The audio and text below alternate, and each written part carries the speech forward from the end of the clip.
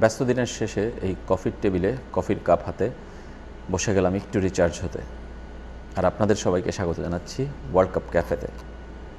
বিশ্বকাপের দিনগুলো কিভাবে যাচ্ছে, কিভাবে আমাদের দিনলিপি, সেটাই আমরা আপনাদেরকে জানানোর চেষ্টা করি। প্রতিদিনের অভিজ্ঞতাগুলো শেয়ার করার চেষ্টা করি। আজকে যেমন ডালাসে আসার পর প্রথম আমরা বাইরে বের হয়েছিলাম, ঘুরে দেখলাম Dallas stadium, Dallas media centre এবং এই শহরটাকে। আমার জন্য এই শহরটা কিন্তু একটু পুরনো। 2024-এ আমি এখানে এসেছিলাম এর আগেও টি-20 ওয়ার্ল্ড কাপের জন্য বাংলাদেশের খেলা কভার করতে, আর এবার বিশ্বকাপের জন্য the greatest show on earth.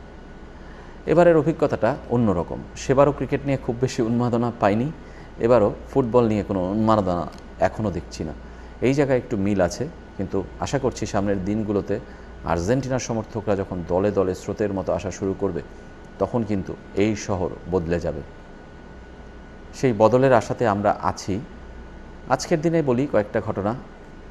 আজকে যখন আমাদের এক ড্রাইভারের সাথে কথা হচ্ছিল, ট্যাক্সি ড্রাইভার, তখন তাকে যখন জিজ্ঞেস করলাম যে এই শহরে ফুটবল ওয়ার্ল্ড কাপ হচ্ছে, তুমি খবর রাখো কি না?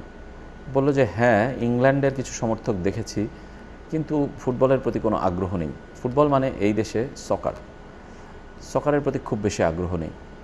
গতকাল রাতেও ঠিক একই অবস্থা। সুদানি এক ড্রাইভারের সাথে দেখা হয়েছিল, তিনি ফুটবলের খোঁজখবর রাখেন, কিন্তু খেলা দেখার কোনো ইচ্ছা তার হচ্ছে না।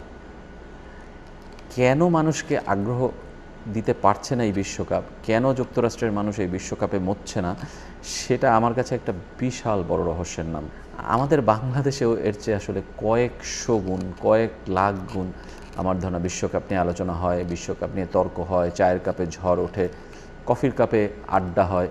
তবে আশা করছি এর পরের দিনগুলোতে আপনাদেরকে বিশ্বকাপের গল্প শোনাতে পারবো, বিশ্বকাপের কোনো মজার স্মৃতির কথা আপনাদেরকে বলতে পারবো।